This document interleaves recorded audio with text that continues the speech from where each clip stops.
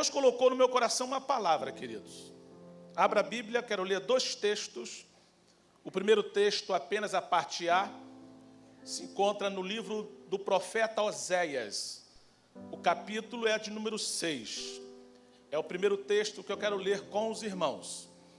E o segundo texto que eu vou ler se encontra na segunda carta aos Coríntios, capítulo de número 11, versículo 14. Vamos primeiro, Oséias capítulo 6, versículo 3, apenas a parte A, que diz assim: conheçamos e prossigamos em conhecer ao Senhor. Repitam após mim: conheçamos e prossigamos em conhecer ao Senhor. Segundo texto está na segunda carta aos Coríntios, capítulo 11, versículo 14, que diz assim: e não é de admirar, porquanto o próprio Satanás se disfarça de anjo de luz. Repitam após mim: e não é de admirar, porquanto o próprio Satanás se disfarça em anjo de luz. Deixa eu fazer uma pergunta. Se alguém lhe mostrasse uma nota de 15 reais, o que os irmãos chegariam à conclusão? Ela é falsa, ou ela é de brinquedo, ou uma nota ilustrativa? Você olharia para uma nota de 15 reais e diria que essa nota é falsa ou de brinquedo? Se lhe mostrasse uma nota de 27 reais, ela é falsa ou é de brinquedo? Queridos, só existe um falso se existir um correspondente verdadeiro. Não existe nota falsa de 15 reais, porque não existe uma nota correspondente verdadeira de 15 reais. Ninguém será enganado por uma nota de 15 reais. Ninguém será enganado por uma nota de 27 reais. Ninguém será preso se tiver no seu bolso uma nota de 36,7 reais. Porque a polícia vai pegar, que nota é essa? Não, essa aqui é brincadeira. Ele vai acreditar, porque realmente não existe uma nota correspondente. Para existir o falso, tem que existir o correspondente verdadeiro. E eu quero pregar nesta noite, bem rapidamente, com o tema: conhecendo o verdadeiro para identificar o falso. Só existe uma maneira de identificar o falso: conhecendo o verdadeiro.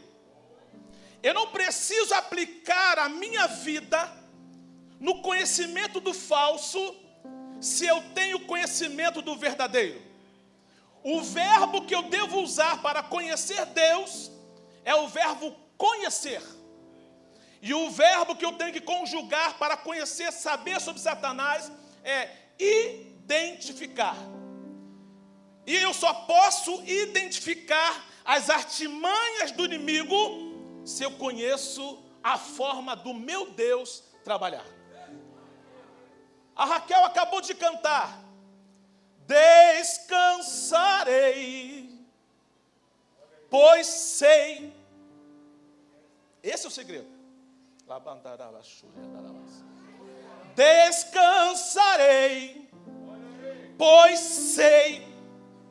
Se eu não sei, eu não descanso. Se eu sei como meu Deus é, eu não descanso.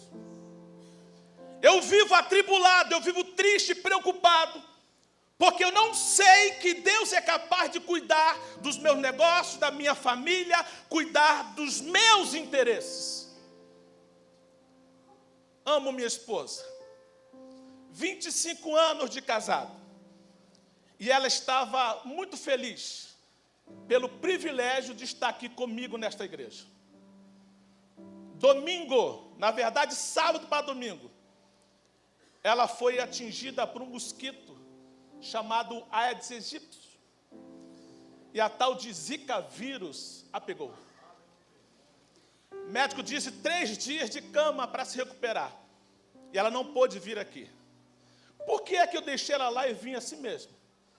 Descansarei, pois sei és Deus.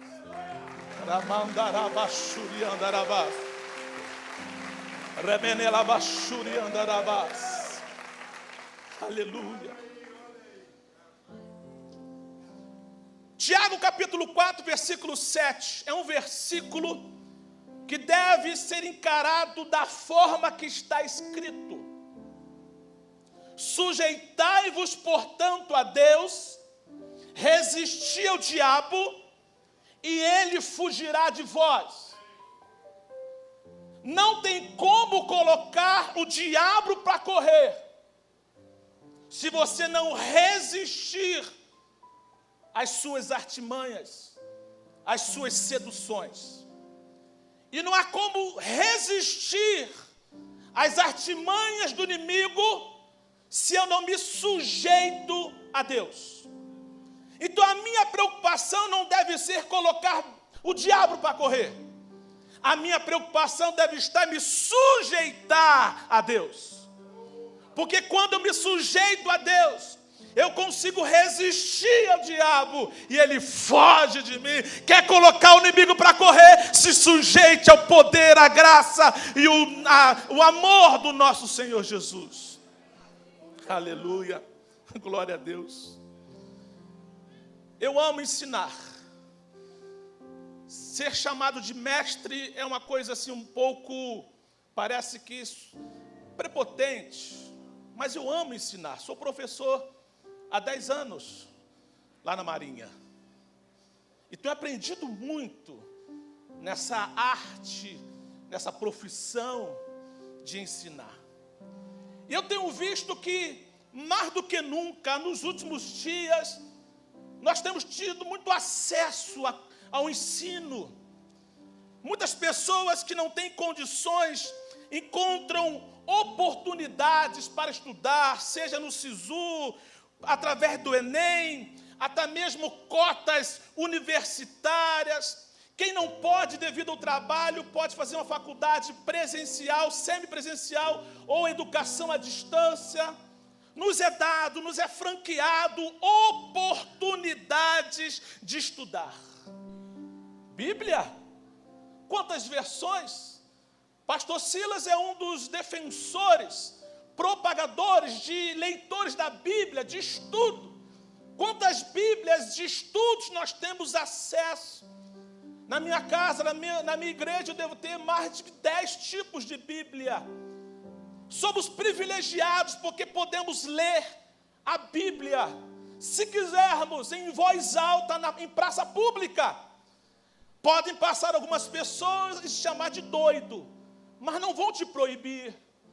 Temos esta liberdade de falar, de ler a Bíblia. Agora eu lhe pergunto, a sede de conhecer está sendo muito grande na vida das pessoas. E como está a sua sede de conhecer Deus? Você pode mensurar, pode dizer, pastor, o que eu mais desejo na minha vida é ter conhecimento de Deus. E a Bíblia diz, conheçamos e prossigamos em conhecer ao Senhor. Quem aqui conhece Deus um pouquinho? Levante a mão. Conhece Deus um pouquinho? Você tem que conhecer, mas tem que prosseguir conhecendo. Quem conhece Deus tem um perfil. Você conhece logo o perfil de uma pessoa de que conhece Deus. Porque a Bíblia diz como são as pessoas que conhecem Deus, ou pelo menos estão crescendo nesse conhecimento. 1 João 4,8 diz assim: quem não conhece Deus não ama. Quem não ama não conhece a Deus, porque Deus é amor. Se você está cheio de amor, é uma prova que você conhece a Deus. Quando você lê João capítulo 4, versículo 21, a Bíblia diz assim: aqueles que têm os meus mandamentos e os guardam, Este é o que me ama. E o que me ama será amado do meu Pai, e eu também o amarei e me manifestarei a ele. Agora, vamos trocar em miúdos rapidamente esse versículo. Que mandamento é este que Jesus está falando? Qual o mandamento específico? Ele responde no próximo capítulo, João 15, 12. O meu mandamento é este: amai-vos uns aos outros. Se tivéssemos dúvida, ele repete ou enfatiza no versículo 17. Isto vos ordeno, amai-vos uns aos outros. Isso mostra que amor é muito mais do que um sentimento. É uma decisão da consciência, do coração e da razão. Eu conheço a Deus, por isso o manifestar do amor dele está na minha vida. Eu falei aqui ontem e fiquei impressionado. Pastor Jorge, o Samuel Xande, pastor Samuel Xande, ele conheceu um milionário. Esse milionário continuava trabalhando, continuava dando duro. E ele perguntou: por que é que você continua trabalhando mesmo sendo missionário? A resposta dele foi surpreendente. O milionário, a resposta foi surpreendente. Eu ainda não atingi a minha cota de doação. Preocupado com a obra, preocupado com os outros. Eu vou trabalhar até atingir a minha cota de doação. Eu tenho pregado lá na nossa igreja uma grande verdade que eu sei que o pastor Jorge prega aqui. Nós temos que nos preocupar com o pecado, sim. Nós temos que estar atentos às artimanhas do inimigo, sim. Mas, na verdade, quando eu penso em santificação, eu aprendo duas coisas. Primeiro, santificar-se é separar do e separar para. Quando eu me santifico, eu me separo do pecado e me separo para Deus. À medida que eu me aproximo de Deus, eu me distancio do pecado. Então eu não tenho que fazer campanha para largar o pecado. Eu tenho que fazer campanha para ficar mais perto de Deus. E quanto mais perto de Deus eu fico, mais eu me afasto do pecado. Quanto mais me envolvo no pecado, eu me afasto de Deus. Mas você está aqui hoje se afastando do pecado, porque estamos nos aproximando de Deus. Aleluia! Estamos nos aproximando de Deus. Isso é algo extraordinário. Agora, para finalizar, não podemos ser ignorantes. A Bíblia diz, segunda carta aos Coríntios, capítulo 2, versículo 11, que não ignoramos os ardis de Satanás. Eu sei que eu tenho que me aproximar de Deus, mas eu não posso ignorar os seus ardis. O que é ardis? Capacidade de bolar um plano para derrubar. Satanás é especialista em elaborar planos para derrubar. É por isso que muitos homens aparentemente indestrutíveis caem, porque Satanás é especialista em derrubar quem acha que é grande. Falando em grande, sabe o que Deus falou comigo alguns anos atrás? Olha só: vou te colocar no meio dos grandes. Aí quem não conhece Deus interpreta mal. Opa, Deus acabou de me falar que eu vou ser grande. Deus não falou que eu vou ser grande. Ele me falou que iria me colocar no meio dos grandes. A primeira coisa que acontece quando você chega no meio dos grandes, você reconhece que é pequeno. E Deus me colocou no meio dos grandes. Outro dia, eu estava almoçando com um pastor. E esse pastor, quando ele disse algo, eu fiquei tremido de cabeça aos pés, da cabeça aos pés. Desculpe-me, a minha demanda, às vezes eu não posso estar aqui na reunião, porque eu lidero 45 mil pastores. Eu falei, o quê? 45 mil pastores na sua responsabilidade, pastor Abner Ferreira. Eu falei, Jesus amado.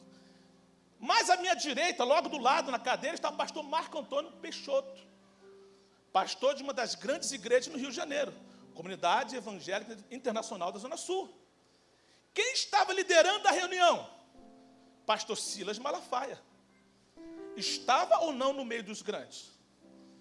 E eu continuei pequeno. Quando você chega no meio dos grandes e reconhece que é pequeno, você está a um passo de também se tornar grande. Eu não me sinto grande, desculpe-me, por estar com uma amizade com o pastor Jorge, que eu reconheço ser grande. Ele talvez não se sinta grande, o problema é dele. Mas eu sei que é grande. Eu reconheço a grandeza de Deus na vida dele. Se Deus quiser me fazer grande, é com Ele. Mas hoje eu tenho consciência que sou um pequeno no meio dos grandes. Essas palmas é para o Senhor.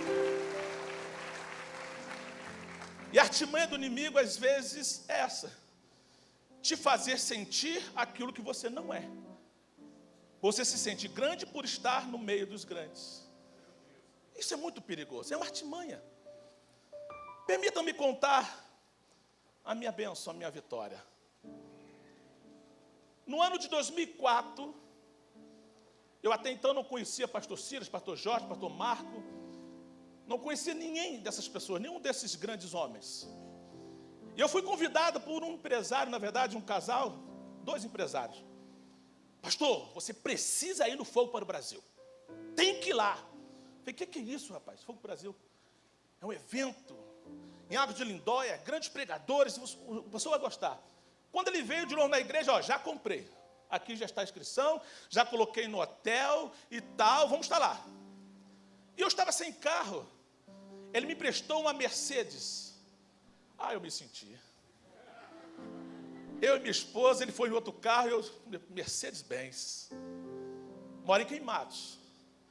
Quando chegou em Volta Redonda, 90 quilômetros apenas, a Mercedes-Benz quebrou. O que é isso, Jeová? Como é que pode? O crente que estava tirando onda, a Mercedes-Benz quebra. Ele ligou para alguns empresários: você tem um carro para me emprestar ao pastor, que temos que ir para um congresso. Aí esse empresário emprestou uma Silverado, 0, uma caminhonete. Eu falei, que isso? E fomos. Mas nesse inteirinho foram tantos problemas. Quando chegamos no hotel, resort, Monte Real, né? Eu fiquei logo ali, naquele, parecia grande, mas não era, estava no meio. Encontrei com o pastor Jorge lá só ficam os grandes. Parênteses, rapidamente, por favor. Um negócio de grande é interessante. Você pega um recipiente grande, enche de bola grande, ou de bolas grandes, cabem poucas. Mas reparem bem, ainda tem muito espaço para as pequenininhas. Você entendeu? Você entendeu? Você entendeu? Bola grande enche rápido, mas tem muito espaço para as pequenininhas. É nessa que eu entro, não sou bobo. Tenta colocar uma outra bola grande onde está cheio de bola grande. Não cabe, não dá para entrar. É normal. Pronto, mas se você for pequeno, cabe. Então tá bom. Chegando lá no hotel, a cama era de solteiro em vez de casal, e ficou tudo errado. Só sei que eu fiquei na prova, estava nervoso, e o irmão que me levou também estava nervoso, foi um estresse. Quando eu fui ver, ele estava discutindo com o pastor Silas Malafaia. Pensa, na prova. Eu fiquei revoltado. Meu Deus do céu, eu vim para um congresso receber bênção e estou aqui, mas reclamei. Eu gastei minha cota de reclamação naquele dia. Mas mesmo assim, o pregador estava pregando. Eu fui lá e sentei no último banco com a minha esposa. Aí tinha um pregador pregando lá. Não sei se vocês conhecem. Jorge Linhares. Aí ele falou assim: sai do meio dos murmuradores. Eu falei, Quase que eu fiz assim na mão dele, ó. Sai do meio dos murmuradores. Deus começou a tratar com o meu coração. Eu comecei a observar o quão terrível o inimigo estava agindo para perder a minha bênção. Aí quando eu falei, que isso? A mensagem aquele dia me impactou muito. Peguei metade da mensagem. A primeira frase foi essa: sai do meio dos murmuradores. E o problema é que eu não podia sair do meio dos murmuradores, porque eu era um murmurador. Como é que eu saio do meio de mim? Será que eu posso sair do meio de mim? Eu entendi que eu tinha que parar de murmurar, senão as pessoas iam sair de perto de mim. Daquele momento em diante, tudo mudou. Toda a mensagem me impactava. Até o dia, aí foi o pastor Jabes. Ele contou um testemunho, postou um vídeo, e ele estava dando o culto e ações de graças naquele dia, que tinha pago a última prestação do estabelecimento da igreja dele. Irmãos, estou aqui glorificando a Deus como culto em ações de graças. Acabamos de pagar 600 mil reais, é a última parcela. Eu o quê? 600 mil? Eu estava orando para comprar 4 terrenos, custando 64 mil. Eu tinha 5 mil no bolso, faltavam 59. Aí eu pensei assim, Deus, longe de mim ter inveja. Mas o Senhor deu 600 para ele. Última parcela, Senhor. Eu quero 59 mil só. Aí a menina que me levou, a empresária estava do meu lado, com o esposo, e a minha esposa do outro lado. Ela disse, pastor, o que foi? Aí, 4 terrenos é pouco, hein? Falei, queridos, os 5 mil que eu tinha foram de oferta. Fiquei sem nada. Fiquei sem nada. Fiquei sem nada. Cheguei para Deus e falei, Deus, eu queria comprar 4 e não consigo porque eu preciso de um milagre. E aqui tem 11 terrenos. Então, já que eu preciso de um milagre, eu quero comprar os 11. Quem não tem nada e precisa de milagre, irmãos, entendam bem. Milagre significa intervenção de Deus no curso natural das coisas. Quer ver uma coisa linda? O sol se pôr, o sol nascer, isso é lindo, mas não é milagre. Ordem natural das coisas. Deus já fez, é assim que acontece. Agora, milagre é quando você diz, eu não posso e Deus intervém. E tudo começou parando de murmurar. Aí, pastor Jorge, parando de murmurar. Falei com a igreja, irmãos, nós tínhamos 5 mil, queríamos 59, agora não temos nada e precisamos de 178 mil. Eu não posso aqui, caso do tempo, contar os detalhes, mas para a glória de Deus, pagamos os 11 terrenos e a prefeitura mudou-se para lá, bombeiro foi para lá, defesa civil foi para lá, todo mundo foi para lá. Cada terreno que eu comprei por 16 na época, hoje vale 100 mil. Temos uma área de 11 terrenos, no total de 2.795 mil metros quadrados. Aí eu falei aqui ontem, essa igreja, eu já vim aqui medir, tem 54 por 27. Não dá para fazer isso tudo lá, eu fiz 50 por 22. Já fiz estrutura para colocar a galeria. Daqui a pouco coloca a galeria. O pastor esteve lá, ele viu. Por que isso aconteceu? Eu percebi a artimanha do inimigo, identifiquei a artimanha do inimigo, entrando numa de murmurar, e passei a conhecer um pouco mais o meu Senhor. Hoje eu exercito a minha fé. Aplauda e glorifica o nome do Senhor. A Ele toda a honra, toda a glória e todo o louvor. Você pode ficar de pé se você quiser, com permissão do pastor, glorificando, exaltando aquele que vive e reina para sempre. A Ele honra. Recheia essas palmas com glória e aleluia. Não deixe as palmas vazias, não. A tua boca está livre para dizer muito obrigado, porque Deus vai operar maravilhas na sua vida, como tem operado na vida de muitos aqui. Aleluia, aleluia, aleluia, aleluia. Todas as vezes, pastor Jorge, todas as vezes que você for pagar alguma coisa e a menina do supermercado pegar a nota e começar a fazer assim, ela não está vendo se é falsa, ela está verificando se é verdadeira. Muito. E por que ela faz isso? Porque ela conhece o verdadeiro. O verdadeiro tem aqui essa marca d'água, linha d'água, tem esse relevo, essa aqui faz isso. Só mais uma coisa, rapidamente. Glória a Deus. Muito. Lá na França, no Banco de France, houve um período que eles pararam de aceitar a nota de $100. Não euro, dólares. Mas por que eles pararam de aceitar a nota de $100? Porque entrou no mercado uma chamada supernota, que é quase impossível de identificar se é verdadeira ou falsa. Eles preferiram parar de receber a nota de $100, porque não conseguiam identificar se era falsa ou não. Por que é que eles não conseguiam? Só os especialistas identificariam que elas não são verdadeiras. Então preferiram desistir. Não desista. Conheça Deus. Conheça Deus. Ele vai te dar condições de identificar os falsos.